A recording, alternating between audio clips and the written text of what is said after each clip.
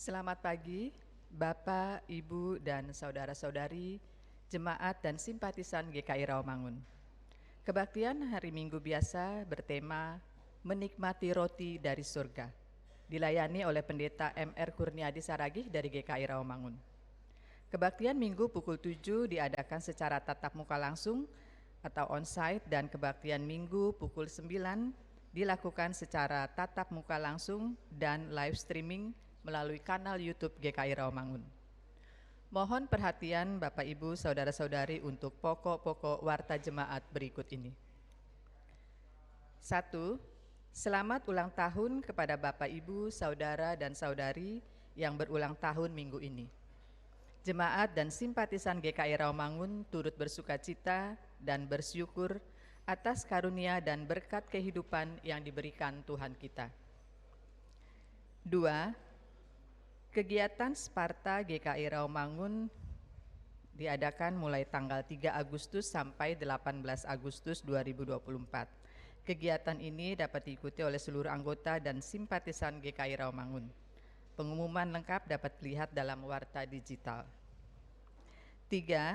Majelis Jemaat dalam persidangan Majelis Jemaat pada hari Minggu tanggal 19 Mei 2024 memutuskan agar GKI Rawamangun kembali menggunakan buku nyanyian dalam ibadah Minggu dan juga ibadah hari raya gerejawi lainnya.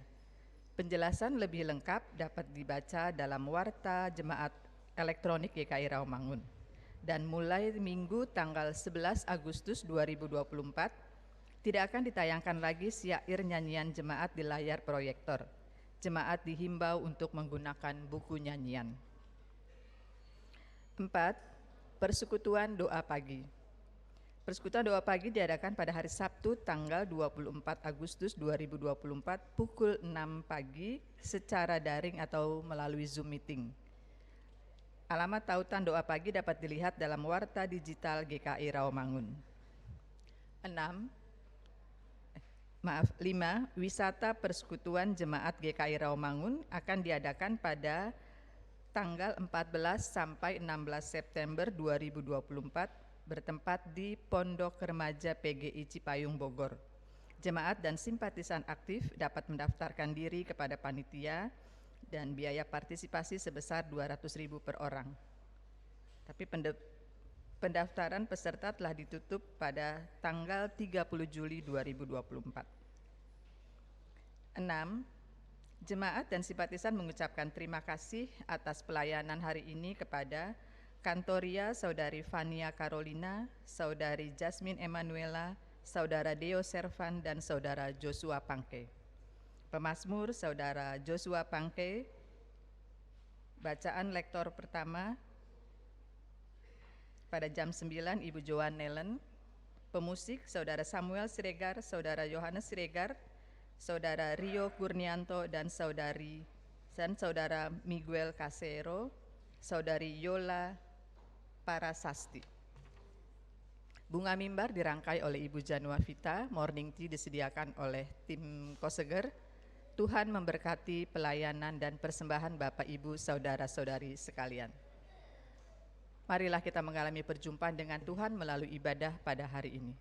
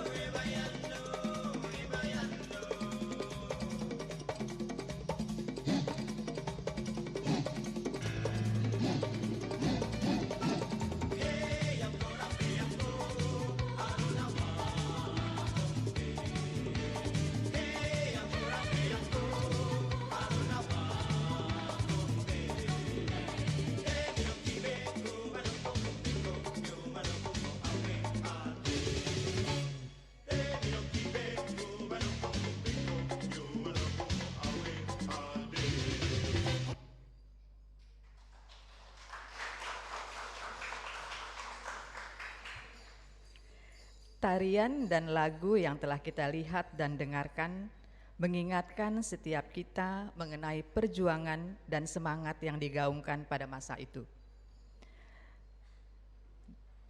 Dan di masa kini kita dapat merasakan hasil dari jerih payah, semangat, dan pengorbanan itu.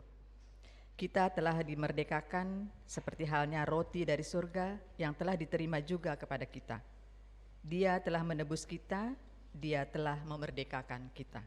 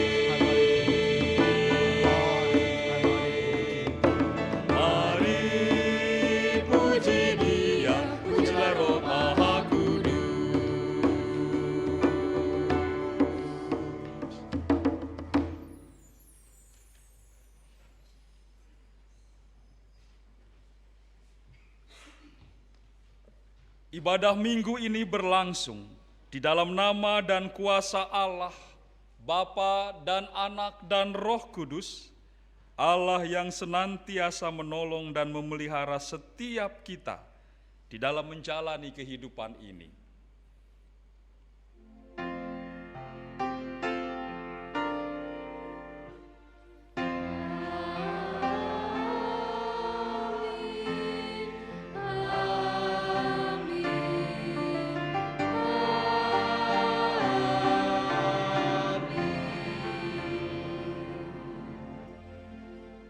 Kasih karunia dan damai sejahtera dari Allah Bapa kita dan dari Tuhan Yesus Kristus serta Roh Kudus menyertai saudara-saudari sekalian.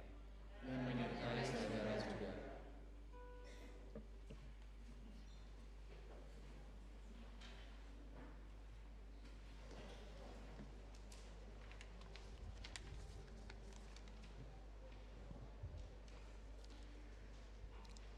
Dialah roti kehidupan.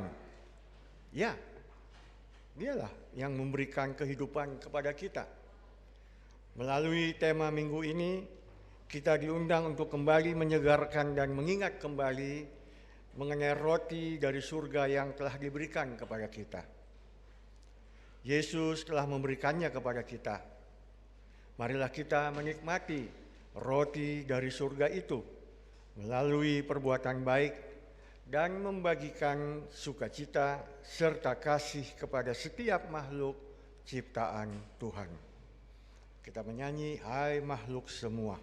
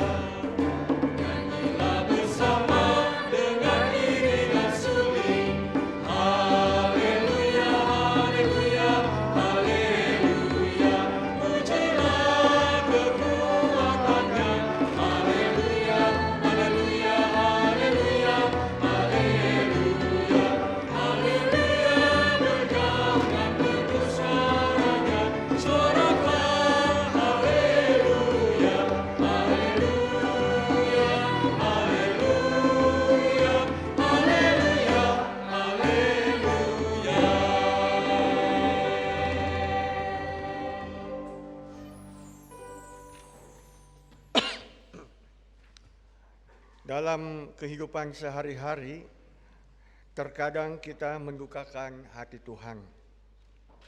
Saat ini kita diberikan waktu untuk mengungkapkan pengakuan dosa. Mari kita mengakui segala kesalahan, meminta ampun dan rahmat darinya. Mari berdoa secara pribadi.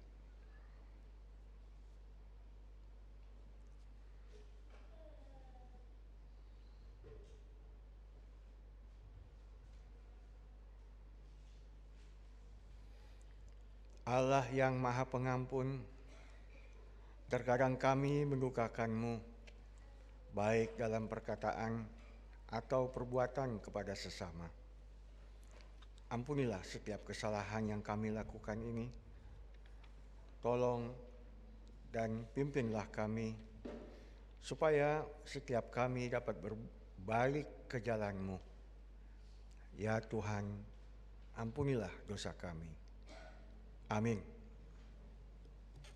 Kita menyambut pengakuan dosa, menyanyi Kidung Keesaan 87 ayat 1 dan 2.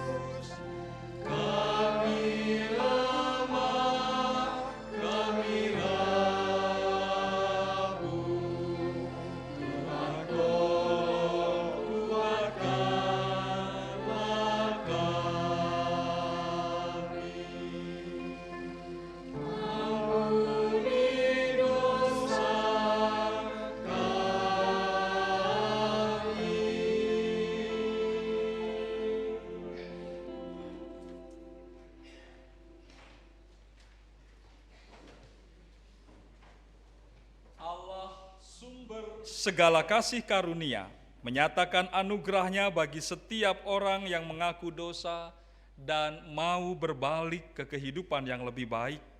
Hal itu seturut dengan apa yang dikatakan di dalam kitab Mika pasal 7 ayat 18 dan 19. Siapakah Allah seperti Engkau yang mengampuni dosa dan yang memaafkan pelanggaran dari sisa-sisa miliknya sendiri, yang tidak bertahan dalam murkanya untuk seterusnya, melainkan berkenan kepada kasih setia. Biarlah Ia kembali menyayangi kita, menghapuskan kesalahan-kesalahan kita, dan melemparkan segala dosa kita ke dalam tubir-tubir laut.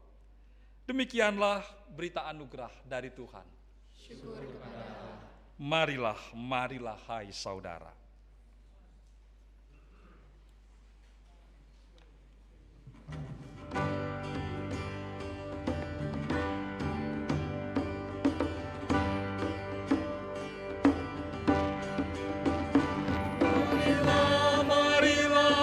Saudara, menyebarkan terang dunia. Banyak orang kemalangan menderita, diliputi kegelapan kemelut. Marilah, marilah, hai saudara, menyebarkan terang dunia. Ada juga yang digoda kemewahan, tapi tidak mengenal bahagia. Marilah, marilah, hai saudara, menyebarkan terang dunia.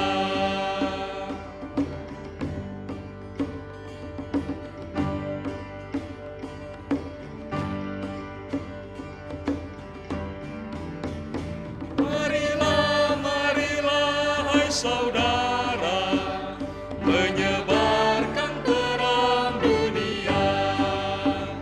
Tak terbilang yang sengsara dalam hati, kekurangan cinta kasih yang benar. Marilah, marilah, hai saudara, menyebarkan terang dunia. Tuhan Allah mengasihi dunia ini, Yesus Kristus menerangi yang gelap. Marilah, marilah, hai saudara, menyebarkan terang dunia.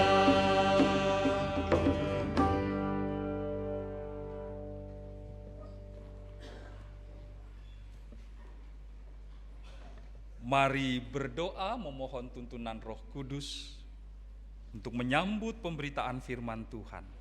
Kita satukan hati berdoa. Kami bersyukur ya Allah, Bapa dan Anak dan Roh Kudus, Allah yang senantiasa setia, menuntun, membimbing, menguatkan, meneguhkan, serta mengingatkan kami, agar dalam perjalanan hidup kami tetap terpaut kepadamu dan melangkah dengan pasti karena Allah tak pernah berhenti menyertai dan menuntun kami. Lewat firman Allah yang menerangi hati dan pikiran kami, juga melalui pengalaman hidup, lewat perjumpaan dengan sesama, bahkan juga lewat perjumpaan dengan kesulitan bahkan derita.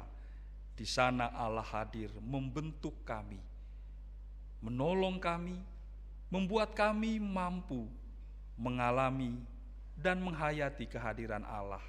Karenanya pagi hari ini ketika kami bersama-sama menyambut firman Allah yang akan diberitakan baik oleh para lektor, juga oleh pengkhotbah dan pemazmur, kami menyadari kami membutuhkan tuntunan Roh Kudus, Roh Tuhan Yesus Kristus yang berkata-kata di dalam diri kami, sehingga firman Allah menguatkan kami di dalam setiap pergulatan hidup yang kami sedang alami. Kami berserah dalam tuntunan kasih-Mu ya Roh Kudus. Berfirmanlah Bapa, kami anak-anak-Mu sedia mendengar. Kami berdoa dalam nama Tuhan Yesus Kristus, firman Allah yang hidup. Amin.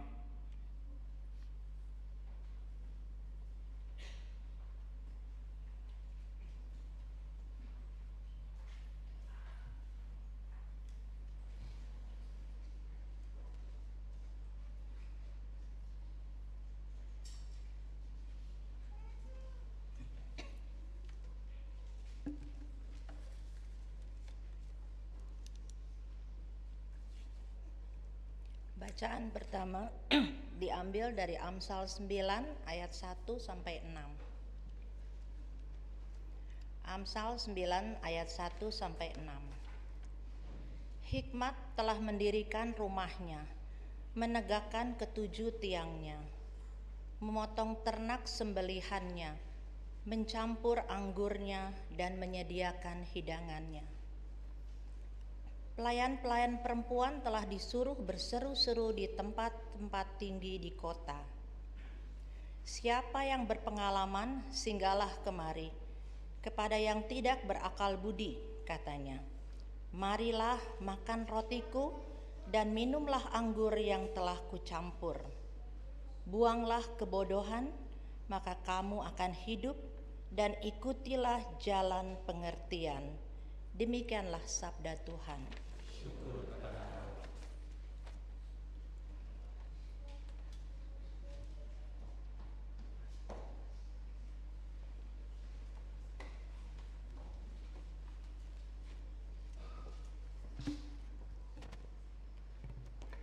Marilah kita menanggapi bacaan pertama dengan membacakan Mazmur 34 ayatnya yang ke-9 sampai 14.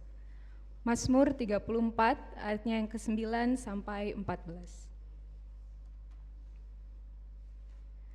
Kecaplah dan lihatlah betapa baiknya Tuhan. Berbahagialah orang yang berlindung padanya. Takutlah akan Tuhan, hai orang-orang kudus. Sebab orang yang takut akan Dia tidak akan berkekurangan. Singa-singa muda merana kelaparan, tetapi orang-orang yang mencari Tuhan tidak kekurangan sesuatu pun yang baik. Marilah anak-anak, dengarkanlah aku. Takut akan Tuhan akan kuajarkan kepadamu. Siapa di antaramu yang mencintai hidup dan mendamba-dambakan hari penuh kebahagiaan? Jagalah lidahmu dari yang jahat dan bibirmu dari ucapan yang menipu.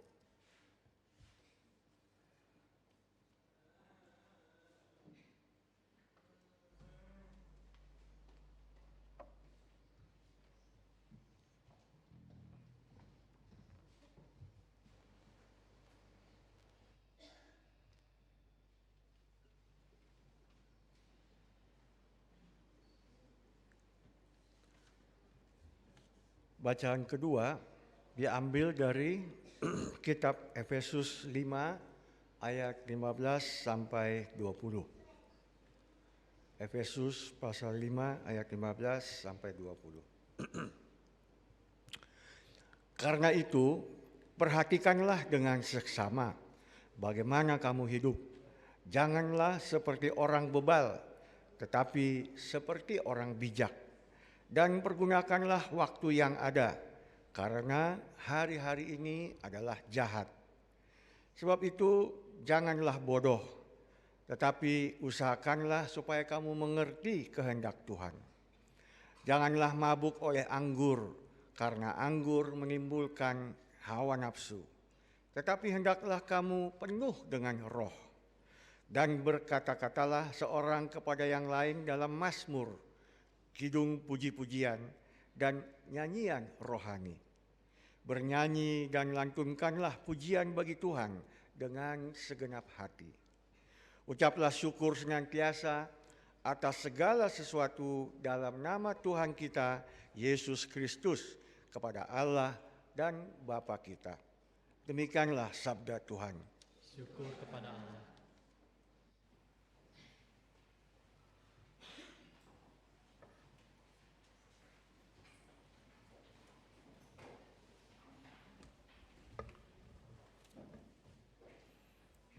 Inilah Injil Yesus Kristus menurut Yohanes pasal 6 ayat 51 sampai ayat 58.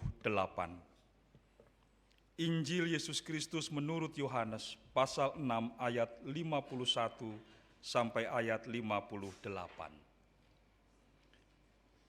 Akulah roti hidup yang telah turun dari surga. Jikalau seseorang makan roti ini, ia akan hidup selama-lamanya. Dan roti yang akan kuberikan untuk hidup dunia, ialah dagingku. Orang-orang Yahudi pun bertengkar antara sesama mereka dan berkata, bagaimana ia ini dapat memberikan dagingnya kepada kita untuk dimakan? Karena itu kata Yesus kepada mereka, sesungguhnya aku berkata kepadamu, jikalau kamu tidak makan daging Anak Manusia dan minum darahnya, kamu tidak mempunyai hidup di dalam dirimu. Siapa saja yang makan dagingku dan minum darahku, ia mempunyai hidup yang kekal, dan aku akan membangkitkan dia pada akhir zaman. Sebab dagingku benar-benar makanan dan darahku benar-benar minuman. Siapa saja yang makan dagingku dan minum darahku, ia tinggal di dalam aku dan aku di dalam dia. Sama seperti Bapa yang hidup mengutus aku dan aku hidup oleh Bapa. Demikian juga siapa saja yang memakan aku akan hidup oleh aku. Inilah roti yang telah turun dari surga. Bukan roti seperti yang dimakan nenek moyangmu dan mereka mati. Siapa saja yang makan roti ini, ia akan hidup selama-lamanya. Demikian Injil Tuhan Yesus Kristus. Berbahagia setiap orang yang mendengar firman Allah dan memeliharanya dalam hidup setiap hari dengan penuh sukacita. Haleluya. Haleluya. Haleluya. Haleluya.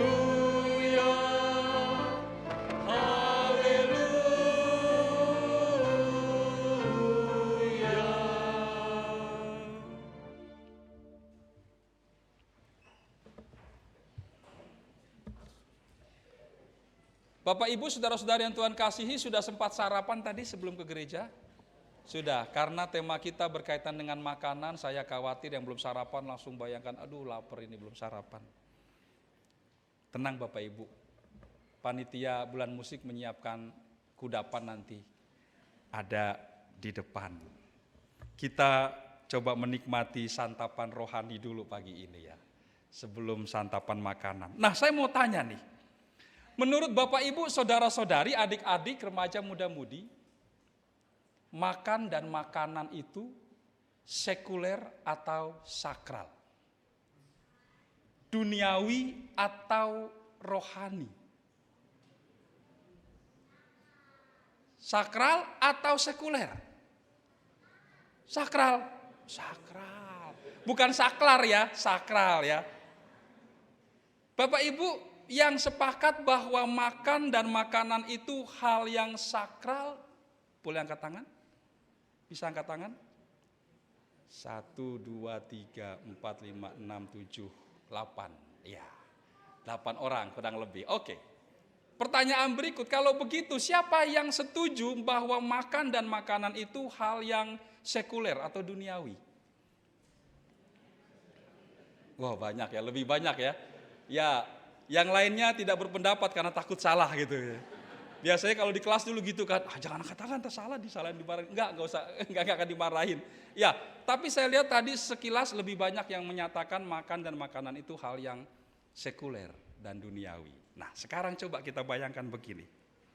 Bapak Ibu, makanan itu menurut Bapak Ibu, saudara-saudari, adik-adik berasal dari mana? Dari pasar. Dari pasar kita beli dengan uang hasil kerja kita. Bahan makanan yang dari pasar itu berasal dari mana? Ya, dari petani ya, ladang, sawah. Oke. Ladang sawah itu berasal dari mana? Alam. diolah oleh para petani peladang. Benih diolah, tumbuh, dipanen. Benih bahan makanan itu berasal dari mana? Dari mana, Pak? Dari mana, adik-adik? Bintang. Benih padi, jagung, lalu singkong, itu berasal dari mana? Bintang mau jawab? Dari mana? Siapa yang mau jawab, anak-anak? Angel mau jawab? Atau kakaknya Angel, Alexa mau jawab? Enggak. Dari mana? Wah, mulai bingung. Dari mana, Bu? Tuhan, kata Bu Hermawan. Dari Tuhan. Jadi kalau harga cabai naik mahal, kita marah-marahnya ke Tuhan. Ya, Tuhan, kenapa harga cabai mahal? Kenapa naik terus gitu ya? Dari Tuhan. Jadi kalau saya kembalikan, makanan itu sakral atau sekuler?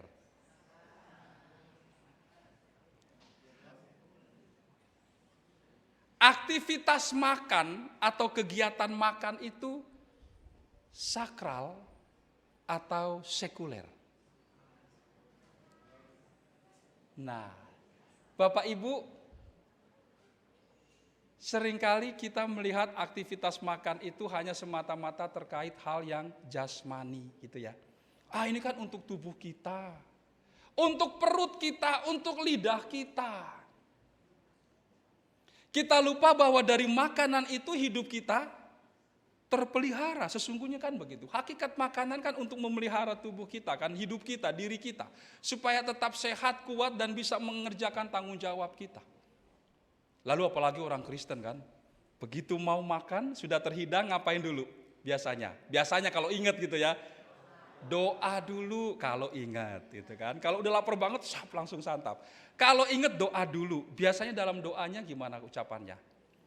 Bersyukur, ya Tuhan kami bersyukur untuk makanan dan minuman ini. Lalu yang kedua, kami mohon berkatilah makanan minuman ini. Gitu biasanya ya, kuduskanlah makanan minuman ini supaya memberi kesehatan, kekuatan bagi tubuh kami. Nah tuh, kalau begitu semakin yakin atau semakin ragu kalau makanan itu sakral? Yakin ya? Sudah yakin sekarang bahwa makan dan makanan itu sakral. Kita terima dengan syukur, kita doakan, kita mohonkan berkat Tuhan atasnya dengan kesadaran ini bukan cuma sekedar masukin benda yang disebut nasi, tempe, tahu, telur, saksang ke dalam mulut kita, bukan. Bapak Ibu, entah kita sadari atau tidak, mari kita ingat-ingat. Waktu kita disuapin oleh ibu kita, ayah kita, atau ketika kita menyuapi anak kita, cucu kita. Mari kita bayangkan setiap kali kita makan, Tuhan sedang menyuapi kita. Adakah Bapak Ibu, saudara-saudari, anak-anak yang pernah menghayati, membayangkan seperti itu? Waktu kita makan, sesungguhnya Tuhan sedang menyuapi kita. Tuhan sedang memberi kita makan. Makin yakin kalau makan dan makanan itu sakral? Sudah yakin betul ya? Oke, sekarang kita lihat kebiasaan kita. Ambil makanan apalagi pas prasmanan, pesta, waduh, rolade. Masuk sapi lada hitam, ambil kentang goreng sambal, banyak sekali. Banyak duduk kita makan. Habis gak? Biasanya gak habis. Di rumah pun begitu, biasanya gak habis. Lalu dengan hati yang penuh syukur kita buang ke tempat sampah. Makanan yang tadi kita doakan, benda yang sakral itu, kita buang. Masuk ke keranjang sampah. Sakral enggak itu? Bapak, Ibu, saudara-saudari yang Tuhan kasihi, bangsa Indonesia termasuk bangsa tergolong bangsa yang sangat mubazir dalam hal makanan. Ratusan triliun kalau dirupiahkan, setiap tahun kita membuang-buang makanan. Kalau kita punya waktu lihat ke Bantar Gebang sana, itu banyak sekali sisa makanan di sana. Sakral itu. Makanan yang sudah kita doakan, atasnya kita mengucap syukur, kita mohon berkat Tuhan, lalu setelah itu kita buang ke tempat sampah. Dan kita mengaku orang yang percaya, meyakini Allah yang memelihara hidup kita. Dia yang memberi kepada kita makanan dan minuman itu. Saya terharu dan geleng-geleng kepala ketika membaca di satu artikel pernah ditulis di Harian Kompas. Bagaimana orang Jerman, ini Pak Bram yang sering ke Jerman, punya etika soal makanan. Bukan etiket, tapi etika. Mereka akan ambil makanan secukupnya, begitu ditulis di Kompas waktu itu. Mereka akan ambil makanan secukupnya dengan menakar menimbang kemampuan mereka menghabiskan makanan ini. Sebab ketika makanan itu sudah di piring mereka, mereka akan makan itu sampai bersih. Sampai habis. Mereka tidak akan membuang sisa makanan. Mereka akan habiskan itu. Kira-kira betul gak gitu Pak? Kehidupan di sana gitu ya. Karena mereka menghayati makanan itu sudah dengan susah payah diupayakan oleh banyak orang. Itu berkat Tuhan.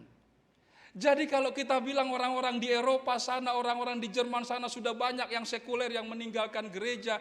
Tetapi penghayatan mereka tentang makanan itu jauh lebih sakral daripada cara kita memperlakukan makanan.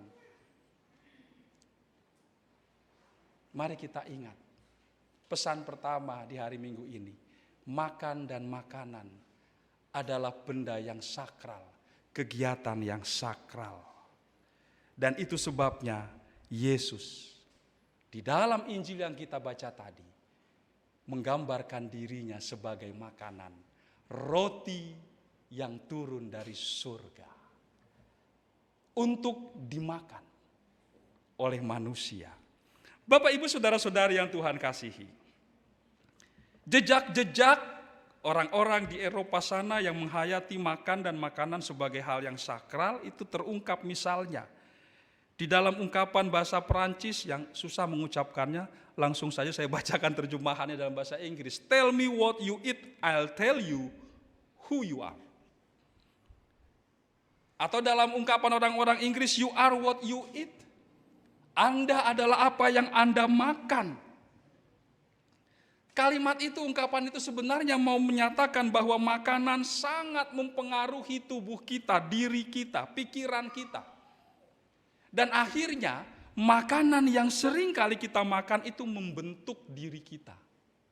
Contoh yang sederhana, orang yang senang minum yang manis-manis, teh pakai gula, kopi pakai gula, jamu pakai gula, minum obat puyer campur gula gitu ya. Semuanya harus manis. Lalu makan nasinya banyak, akan terbentuk sebagai orang yang bagaimana? Gemuk, lalu kena diabetes. Ya karena begitu pola makannya, minumnya terbentuklah seperti itu. Orang Manado yang dari sononya udah biasa makan pedes-pedes. Kalau nggak pedes belum makan rasanya gitu kan katanya ya. Terbentuk menjadi orang yang kalau disuruh makan gudeg Jogja, gudeg Solo, ini makanan apa? Ini manis. Makanya kalau orang bukan Manado masuk ke restoran Manado, tanya, kakak ini pedas atau enggak? Oh enggak Pak. Jangan langsung percaya, tanya dulu enggaknya menurut versi siapa gitu ya. Menurut lidah orang Manado atau lidah orang. Karena kalau mereka bilang enggak pedas, oh iya kita ambil banyak, kita makan. Wah langsung kita kelojotan, pedas banget bilangnya enggak pedas. Loh, buat mereka itu enggak pedas. Tapi buat orang lain yang tidak biasa makan pedas itu akan sangat pedas. Nanti diskusi lebih lanjut bisa tanya ke Pak Dokter. Atau kita buat seminar. Saya pernah baca Pak. Ada teori kesehatan yang mengatakan ada hubungan perut dengan otak. Otak dengan perut. Katanya begitu ya.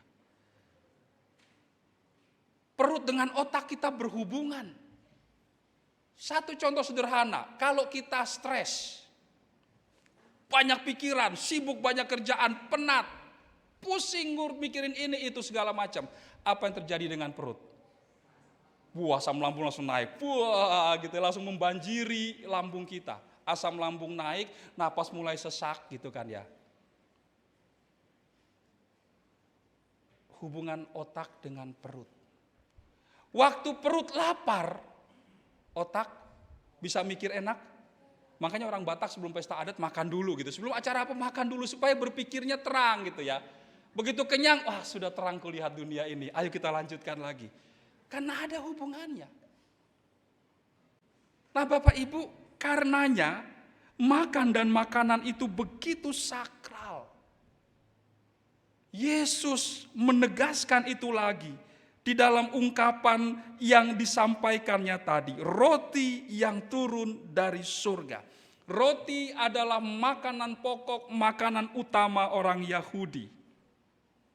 Dan bicara makanan memang bisa dilihat, dipandang dari dua sudut pandang.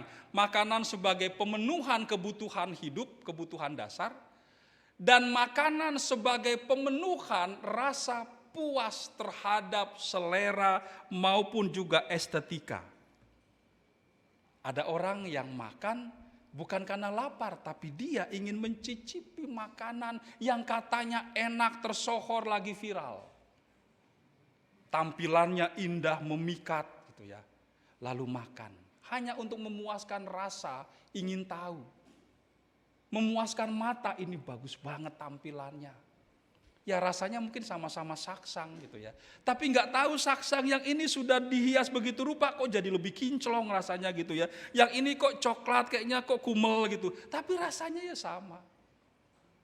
Hanya tampilan. Nah ketika Yesus mengatakan akulah roti yang turun dari surga, Yesus memaksudkannya sebagai pemenuhan kebutuhan dasar manusia. Roti sebagai makanan pokok, makanan utama, yang keberadaannya, pemenuhannya mutlak harus ada, harus dipenuhi. Kalau tidak, itu akan membuat hidup manusia terganggu dan kacau. Jadi makanan sebagai hal yang pokok itu harus ada. Tapi makanan untuk memuaskan rasa estetika atau hanya untuk memuaskan lidah, itu ya makanan yang kategorinya baik kalau ada. Tetapi untuk kebutuhan hidup, ia harus ada. Makanan sebagai kebutuhan hidup harus diupayakan sekuat tenaga. Karena itu antar suku bisa berperang gara-gara bahan makanan, betul ya, rebutan bahan makanan. Antar bangsa bisa berperang gara-gara rebutan sumber daya alam, ujung-ujungnya makanan. Dan pertikaian masa depan sangat dikhawatirkan oleh bangsa-bangsa yang katanya geopolitik, salah satunya adalah soal bahan makanan. Dan pemerintah bangsa-bangsa di dunia sekarang ini berpikir keras tentang ketahanan pangan. Karena itu yang harus ada, mutlak ada. Kalau tidak ada akan membuat kehidupan kacau, akan membuat kehidupan menjadi porak-poranda. Dan itulah alasan mengapa Yesus menyebut dirinya roti dari surga. Roti kehidupan yang turun dari surga. Yesus dengan ungkapan itu mau menegaskan, menekankan bahwa Dia, Kristus, harus ada di dalam kehidupan setiap orang. Sebab kehadiran Kristus akan membuat kehidupan orang selamat, baik, tentram. Tetapi tanpa kehadirannya, kehidupan orang akan terganggu, akan kacau balau. Supaya kehidupan manusia tidak menjadi kacau balau, maka Yesus menyatakan dirinya. Dia menyatakan kehadirannya dalam hidup manusia. Yesus menjadikan dirinya makanan yang memberi kehidupan, merawat kehidupan manusia. Seperti kita tahu makanan itu memberi kita nutrisi, gizi. Supaya kita tetap sehat, kita tetap kuat, terjadi pertumbuhan dan terjadi pembaruan sel-sel di tubuh kita. Makanan itu harus ada supaya kita bisa melanjutkan tugas, tanggung jawab, dan karya hidup kita. Dan orang yang tubuhnya sehat, kuat, ada pertumbuhan, ada pemulihan, ada pembaruan di dalam dirinya. Orang seperti itu yang sehat, kuat, mengalami pertumbuhan, orang seperti itu dapat menjadi berguna bagi lingkungannya. Bisa diharapkan dari orang yang seperti itu muncul hal-hal baik yang dikerjakan, yang dilakukan. Bisa dididik, bisa diajar, bisa dilatih, bisa dibina. Karena itu pemerintah kan sangat-sangat mengupayakan kecukupan gizi bagi anak-anak negeri ini kan. Saya nggak kampanye loh ini ya gitu ya. Tapi itu bisa kita pahami bersama, iya. Kalau orang kurang gizi, tidak akan terjadi pertumbuhan baik, termasuk juga pertumbuhan otaknya. Kita memberi anak-anak kita sejak mereka dalam kandungan ibunya nutrisi yang cukup, karena kita tahu itu akan membuat dia bisa bertumbuh optimal. Dan ketika Yesus mengatakan, "Akulah roti yang turun dari surga," Yesus hendak mengatakan hal yang sama.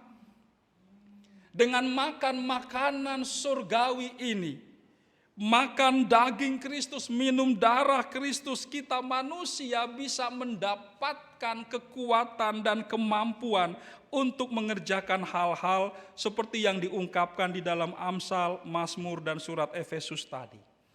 Bisa hidup berhikmat, bisa hidup bijak, mampu mengisi waktu yang ada dengan hal-hal yang bermanfaat, dan memanfaatkan waktu kehidupan sebaik-baiknya, mengerjakan hal yang berguna. Mampu menjaga perkataan karena hikmatnya, pemikirannya sudah semakin dewasa. Mampu membangun bukan merusak, bukan menghancurkan. Sebab dapat berpikir dan mempertimbangkan segala sesuatu dengan baik. Yesus sang roti dari surga akan memampukan setiap orang. Memampukan kita, saya, Bapak, Ibu, Saudara-saudari sekalian, untuk melakukan semua hal itu. Asalkan kita mau menerima Dia, serta menyatu dengan Kristus. Dan itulah yang Yesus maksudkan tadi. Makan dagingku, minum darahku. Bapak Ibu, makan daging dan minum darah. Makan daging manusia dan minum darah manusia itu jelas ungkapan yang sangat tidak bisa diterima oleh orang Yahudi manapun. Itu haram dan keji luar biasa. Sejak kecil mereka sudah diajarkan tidak boleh makan daging yang masih ada darahnya. Satu. Dan tidak boleh makan makanan yang mengandung darah. Kalau kita malah enak ya, saksang itu nggak pakai darah mana enak gitu kan. Marus itu enak, tapi buat orang Yahudi itu terlarang. Mereka sudah diajarkan seperti itu sejak kecil. Karena itu ketika mereka mendengar Yesus bicara, makan dagingku, minum darahku, buat mereka ini nonsens. Ini orang ngawur, ini orang gak ngerti Taurat, ini orang celaka. Bapak Ibu, tapi Yesus memaksudkan perkataannya itu dengan satu hal yang baru kemudian mereka mengerti, mereka paham. Yesus sengaja memakai ungkapan itu untuk menyandingkan dua hal yang dalam sikap perbuatan orang-orang Yahudi, khususnya para imam saat itu, mereka benturkan. Di satu sisi mereka diajar, dididik sangat ketat, tidak boleh makan daging manusia, tidak boleh minum darah manusia, tidak boleh makan daging yang masih ada darahnya, dan tidak boleh makan makanan yang mengandung darah hewan. Ini satu sisi. Dan mereka juga diajar sejak kecil Taurat Tuhan, yang salah satunya mengatakan, jangan membunuh. Taurat keberapa itu ya? Ada yang ingat gak? Bapak, Ibu, Papa, Mama, Om, Tante, kakak-kakak, adik-adik, ada ingat Taurat keberapa itu? Saya nggak mau nanya penatua, soalnya nanti takut ketahuan. Penatua nggak tahu, pendetanya nggak kurang membina sih gitu, tadi salahin juga. Taurat ke-6. Jangan membunuh. Yang ini mereka lakukan, tidak makan daging manusia, tidak minum darah, itu ketat mereka lakukan. Tetapi jangan membunuh. Apa yang terjadi dengan Yesus? Mereka membunuh Yesus. Yang ini ketat mereka pegang, tetapi mereka membunuh Yesus dengan menyalibkan Dia.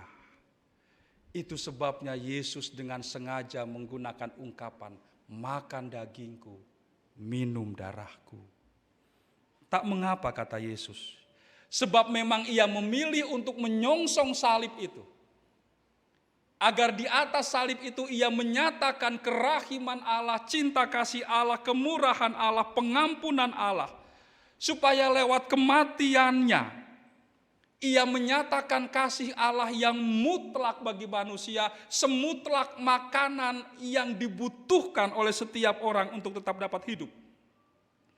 Maka Yesus menegaskan, kasih Allah yang mutlak harus dialami oleh setiap orang, supaya setiap orang dapat hidup.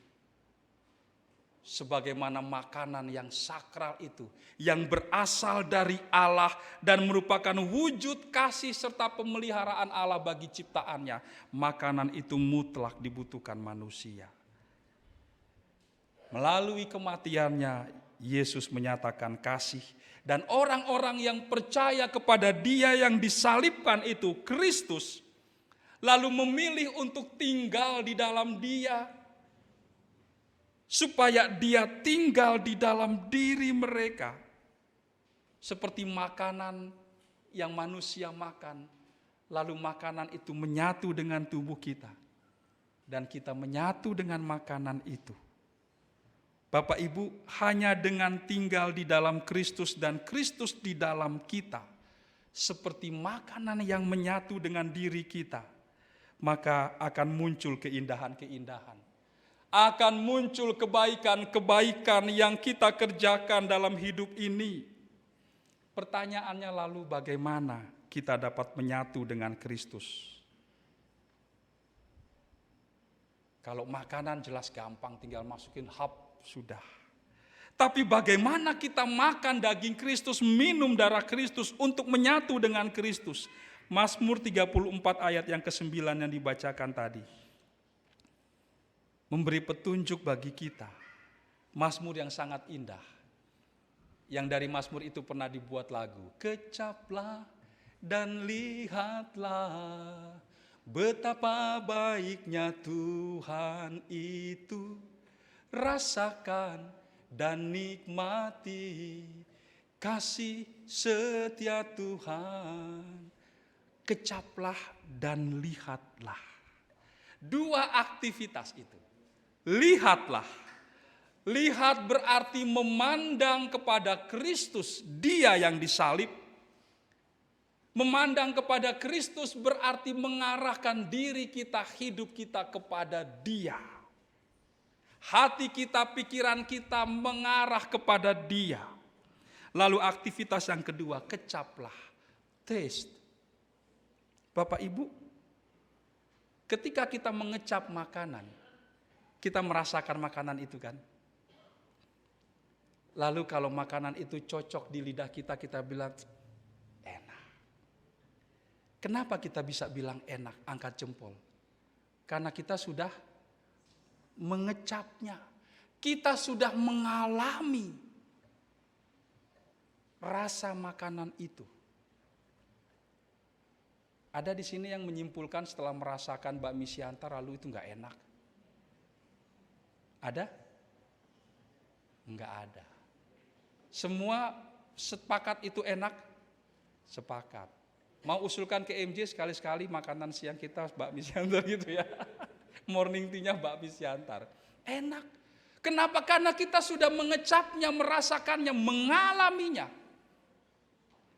Maka ketika Mazmur tadi mengatakan kecaplah betapa baiknya Tuhan itu. Ia mau mengajak kita, alamilah, rasakanlah betapa baiknya Tuhan itu. Bapak Ibu, mengalami Tuhan, merasakan Tuhan adalah kesadaran penuh.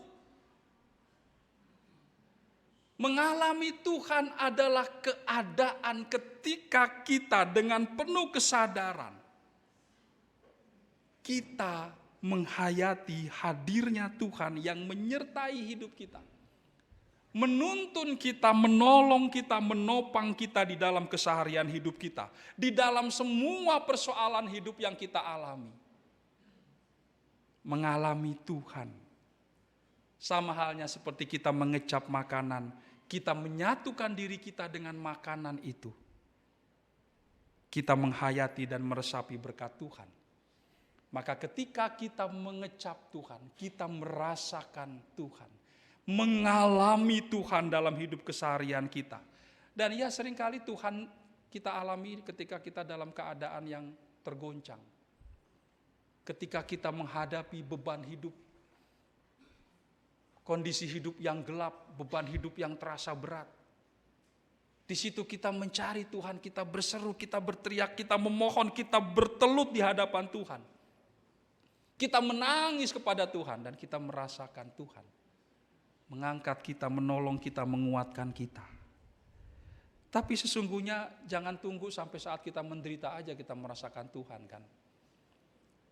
Saat kita makan, nanti Bapak Ibu Saudara-saudari anak-anak pulang dari gereja, makan bersama keluarga. Hayatilah momen itu sebagai momen kehadiran Tuhan. Bahwa Tuhan sedang menyuapi Bapak Ibu anak-anak semua, opa, oma, opung. Sedang sama-sama disuapi oleh Tuhan. Kita menghadapi makanan itu dengan penuh syukur. Ini hal yang sakral. Ini dari Tuhan. Dan kita membayangkan Kristus hadir di situ. Lewat makanan dan minuman itu untuk memberi kita kekuatan. Bukan cuma tubuh kita tetapi kekuatan batin kita. Untuk menghadapi hari esok yang kita tidak tahu apa yang akan terjadi esok. Tapi lewat makanan itu kita menghayati Kristus yang hadir. Dia menyatakan dirinya juga lewat makanan. Bapak Ibu, kita dapat mengalami Yesus salah satunya ketika kita makan. Menikmati makanan sehari-hari kita, apalagi bersama keluarga. Dan mari kita rawat terus, kita jaga terus kebiasaan keluarga kita untuk makan bersama dengan keluarga besar. Dan di situ kita menikmati persekutuan cinta kasih. Di situ Tuhan hadir. Bahkan sangat mungkin di bulir beras terakhir yang kita masukkan ke mulut, di situ berkat terbesar Tuhan ada. Di bulir terakhir beras yang kita makan, di sayatan terakhir daging yang kita masukkan ke mulut kita. Justru mungkin disitulah berkat terbesar yang Tuhan nyatakan bagi kita. Selamat menikmati roti dari surga. Lewat kebersamaan kita dan karya kita bersama keluarga, bersama jemaat. Menikmati roti dari sorga ketika hidup penuh persoalan. Dan kita meyakini Tuhan hadir di sana. Baik kita sadari atau tidak, Dia menuntun kita. Dia menyertai dan menguatkan kita. Selamat menyatu dengan Yesus Kristus, Tuhan dan penyelamat dunia. Sebagaimana halnya kita menyatu dengan makanan yang Tuhan beri bagi kita. Sebagai tanda dan ungkapan cinta kasih Tuhan buat kita semua. Amin.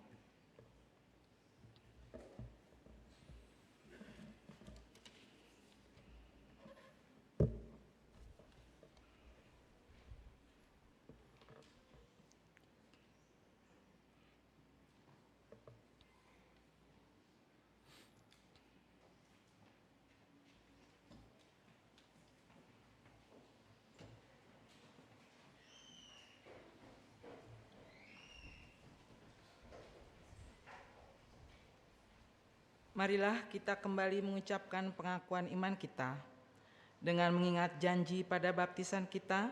Dengan sikap tegak sempurna kita berkata, Aku percaya kepada Allah, Bapa yang Maha Kuasa, Khalik langit dan bumi, dan kepada Yesus Kristus, Anaknya yang tunggal Tuhan kita, yang dikandung dari Roh Kudus, lahir dari anak darah Maria, yang menderita sengsara di bawah pemerintahan Pontius Pilatus, disalibkan, mati dan dikuburkan, turun ke dalam kerajaan maut.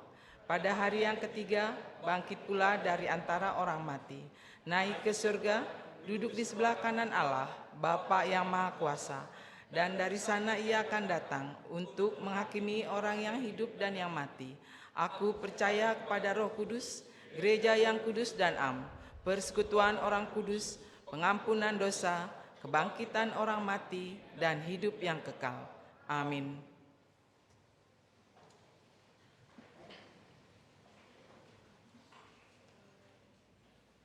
Mari kita satukan hati menaikkan doa syafaat kita. Allah Maha Kasih, Bapa yang kami kenal di dalam Yesus Kristus, Roh Kudus yang senantiasa mengingatkan dan menguatkan kami untuk hidup seturut dengan panggilan yang Allah telah nyatakan bagi kami sebagai umat tebusan Tuhan. Orang-orang yang diselamatkan oleh karena pengorbanan Kristus, karena anugerah pengampunan dari cinta kasih Bapa yang kekal. Ajarilah kami ya Allah, agar di dalam seluruh perjalanan hidup kami terus membawa penghayatan akan Kristus yang menjadi makanan bagi kami, minuman bagi kami, yang akan menguatkan dan menuntun kami, mengantar kami sampai kepada hidup yang abadi, bersama dengan cinta kasih Allah yang kekal. Makanan dan minuman tubuh dan darah Kristus yang membuat kami teguh, kuat, melangkah sebagai saksi-saksi Kristus di tengah-tengah dunia dengan semua persoalan pergulatan, bahkan kekalutan, kesedihan, serta derita yang kami alami dan jalani. Ya Allah, Engkau juga kiranya berkenan memberikan orang-orang di sekitar kami makanan bagi hidup mereka melalui kami, sehingga kami menjadi komunitas, menjadi persekutuan tubuh Kristus, yang lewat kami orang-orang di sekitar kami juga dapat menikmati berkat Tuhan. Kami berdoa bagi para petani, peladang, nelayan, terlebih lagi mereka yang harus berjuang di garis kemiskinan, karena berbagai hal yang membuat hidup mereka tidak juga sejahtera. Sekalipun mereka sudah bekerja begitu keras mengolah tanah ladang mereka, sawah mereka, menangkap ikan di laut. Kiranya Allah menguatkan mereka. Allah memampukan mereka, mereka yang telah dengan kesadaran tetap menjalankan profesi mereka, pekerjaan mereka, supaya kami semua yang tinggal di kota ini dapat makan lewat bahan-bahan makanan hasil kerja keras mereka. Ya Bapa, tolong pemerintah kami, ingatkan pemerintah kami juga lewat kami untuk lebih memperhatikan nasib para petani, peladang, nelayan, buruh angkut di pasar, sopir-sopir truk yang membawa bahan-bahan makanan itu, sementara mereka masih sering sekali harus berhadapan dengan pungutan liar. Tolong kami ya Allah, agar setiap kali kami menghadap ke piring nasi kami, makanan kami boleh mengingat jerih lelah dan kerja keras mereka, bahwa Tuhan bersama mereka. Tuhan juga ada di dalam makanan yang kami nikmati hari demi hari. Bapa, kami berdoa, memohon kepadamu untuk bangsa kami. Tolonglah bangsa ini agar terus mau hidup sebagai saudara bersaudara, tetap memegang teguh penghayatan dan pemaknaan akan sikap hidup yang guyup gotong royong, mampu dan terus mau menghayati persaudaraan. Terlebih lagi ketika pemilihan umum, pemilihan kepala daerah, biarlah kami boleh menghayati kesatuan sebagai anak-anak negeri yang sedang mencari pemimpin-pemimpin daerah, pemimpin yang terbaik, yang akan menyejahterakan seluruh rakyat di daerah-daerah, bukan menyejahterakan hanya diri mereka atau kelompok mereka sendiri. Tolong kami ya Allah. Kami mendoakan juga saudara-saudari terkasih kami, keluarga-keluarga anak-anak Tuhan di dalam pergumulan-pergulatan hidup mereka.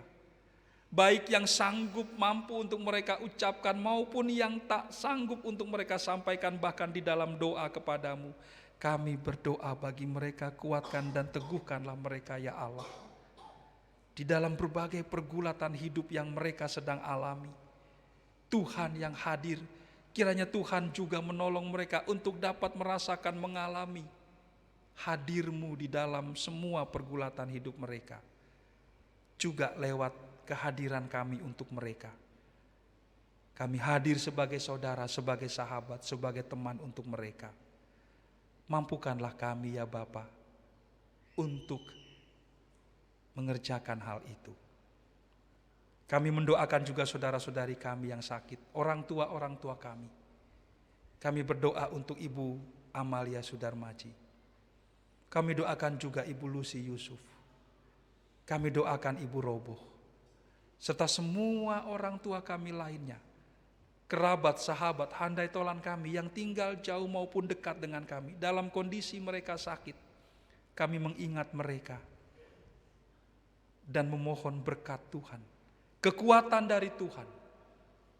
Kiranya untuk segala hal yang diperlukan bagi pengobatan dan perawatan mereka, Allah memberkati, mencukupkannya. Dan setiap anggota keluarga tetap Allah kuatkan untuk terus mendampingi dengan penuh kasih sayang, sepenuh cinta. Kami letakkan seluruh permohonan kami ini ke dalam tangan kasih-Mu ya Bapa. Di dalam nama Tuhan Yesus Kristus, roti yang turun dari surga bagi kami semua. Amin.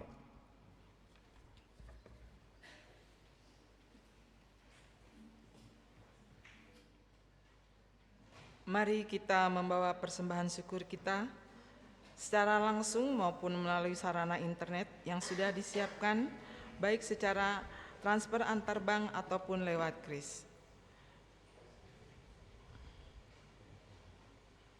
Nats persembahan minggu ini diambil dari Mazmur 145 ayat 9 dan 10. Tuhan itu baik kepada semua orang dan penuh rahmat terhadap segala yang dijadikannya. Segala yang Kau jadikan akan bersyukur kepadamu ya Tuhan, dan orang-orang yang Kau kasihi akan memuji Engkau.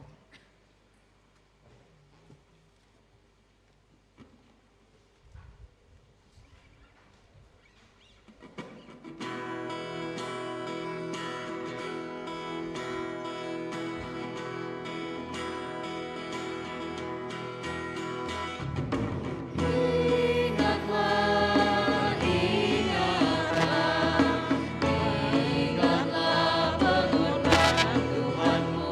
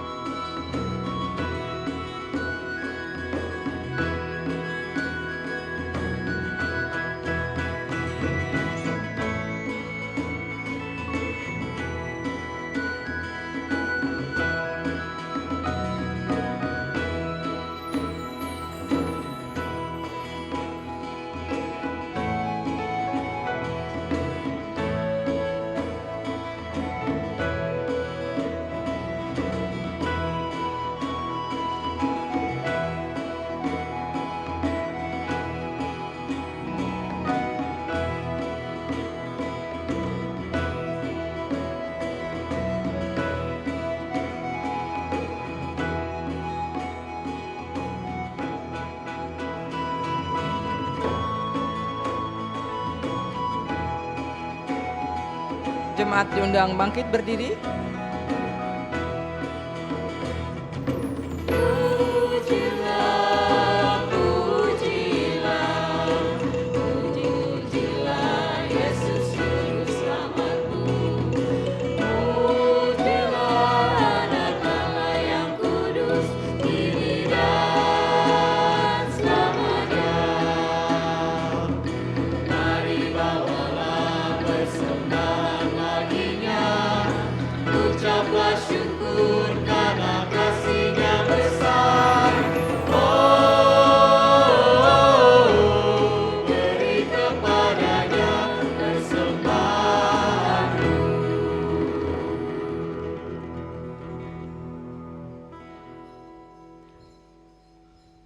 Mari kita bersatu dalam doa. Tuhan yang senantiasa memelihara kami melalui berkat dan rahmat yang tercurah dalam kehidupan ini. Kami mengucap syukur untuk setiap berkat yang boleh kami rasakan dan terima hingga saat ini. Saat ini kami telah mempersembahkan sebagian berkat yang telah Kau berikan kepada kami. Berkati dan beri hikmat kebijaksanaan bagi setiap orang yang mengelola persembahan ini. Biarlah persembahan ini dapat menjadi alat dan berkat untuk memuliakan nama-Mu. Kami sampaikan doa dan persembahan kami ini bersama dengan doa yang Tuhan Yesus ajarkan kepada kami.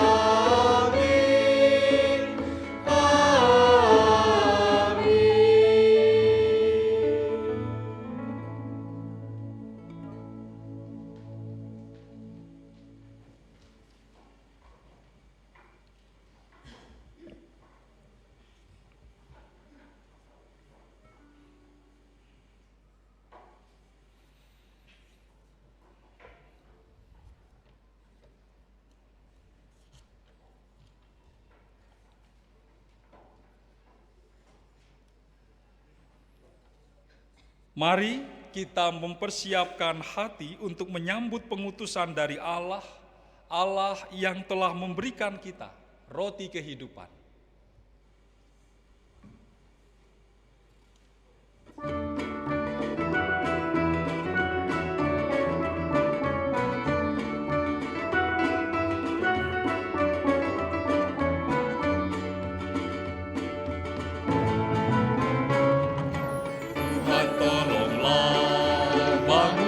Iman, pulihkanlah kasih yang lemah.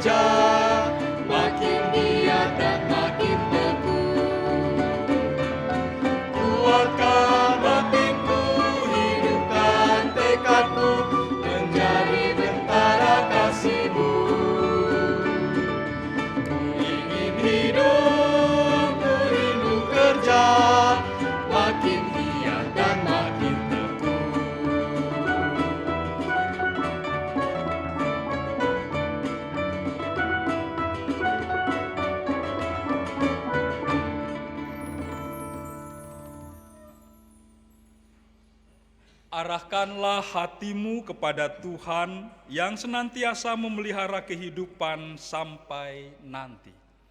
Kami mengarahkan hati kami kepada Tuhan yang senantiasa memelihara kehidupan kami. Jadilah saksi Kristus. Syukur kepada Allah yang memanggil kami menjadi saksi-saksi Kristus. Terpujilah Tuhan. Kini dan selamanya. Terimalah berkat dari Tuhan. Allah sumber segala kasih karunia, melengkapi, menguatkan, meneguhkan, serta mengokohkan kamu sekalian untuk senantiasa hidup di dalam pengharapan dalam iman kita. Dia Allah yang setia, yang empunya segala kuasa di sorga dan di bumi. Dia yang senantiasa menjaga roh, jiwa, dan tubuhmu, agar senantiasa kudus dan tidak bercacat celah, sampai pada hari kedatangan Tuhan kita, Yesus Kristus. Amin.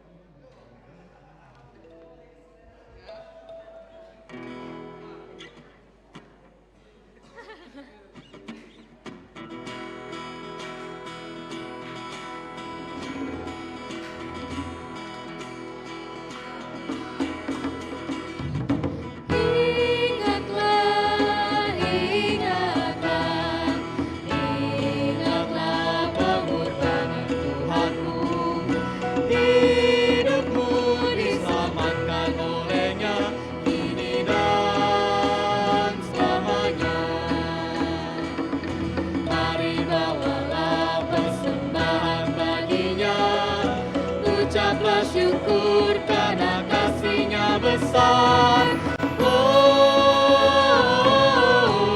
Beri kepadanya persembahanmu. Ucaplah, ucaplah, ucaplah syukur pada Tuhanmu. Tuhanmu selalu menyertai-mu kini dan selamanya. Mari bawalah persembahan baginya. Ucaplah syukur karena kasih-Nya besar. Beri kepadanya persembahanmu.